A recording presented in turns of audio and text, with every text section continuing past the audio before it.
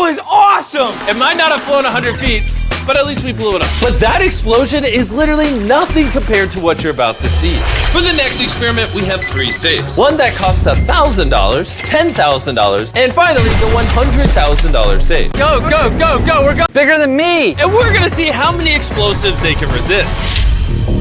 These are actual explosives. Why is Chandler bringing them in? He's my dealer. Okay. Carefully set it down. I know this doesn't look like a lot, but this is $1,000. For however much we spent on each safe, we spent the same amount on TNT. And we're gonna see who wins, this $1,000 safe or $1,000 in explosives. I'm gonna put an egg inside the safe. Let's see if it turns into scrambled eggs.